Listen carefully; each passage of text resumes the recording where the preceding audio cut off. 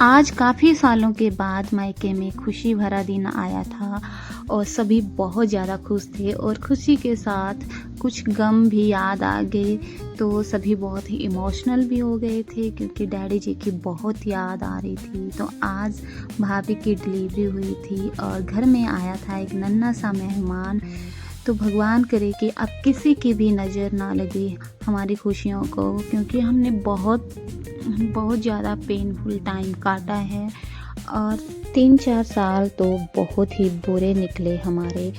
और भगवान करे कि अब आगे ऐसा कठिन समय हमें देखने को ना मिले और हमें भगवान ने ऐसा बनाया है कि हम सभी भाई बहन जब भी कुछ मुसीबत होती है तो मिलजुल के उस मुसीबत का सामना करते हैं। तो हेलो फ्रेंड्स, राधे राधे। तो कैसे हो आप सभी? आई होप सब ठीक ठाक होंगे।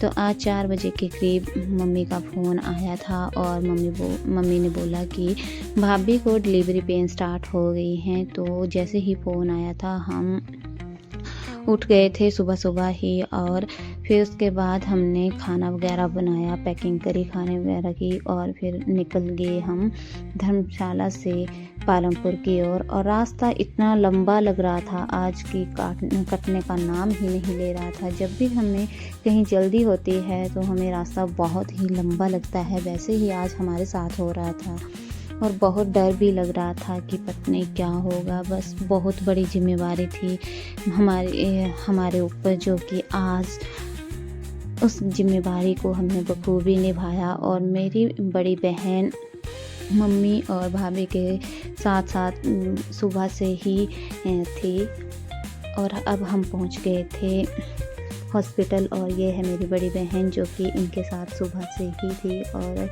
हम भी 8 बजे के करीब पहुंच गए थे हॉस्पिटल में। और जैसे ही हम हॉस्पिटल में पहुंचे भाभी की डिलीवरी हो गई और अब हम बाहर भाभी का वेट कर रहे थे और उन्होंने बेबी को हमारे पास दे दिया था। तो ये सारे हम बेबी को लेके वार्ड में आ गए थे। तो भाभी की फ्रेंड भी भाभी के साथ सुबह से थी। उसके बाद भाभी के ताई के लड़के और उनके मम्मी पापा भी बाद में पहुंच गए। तो सभी पूछ रहे थे कि क्या हुआ है क्या हुआ है। तो मेरी भाभी को लड़का हुआ है और बिल्कुल ठीक है, दोनों माँ और बेटा दोनों बिल्कुल ठीक है। और रही बात बेबी के फ़ोटो की, तो भाई ने मना करके रखा है कि फ़ोटो अपलोड नहीं करेंगे, वो आपको बड़ी जल्दी मिल जाएगी। तो ठीक है फ्रेंड्स, मिलते हैं नेक्स्ट वीडियो में, तब तक के लिए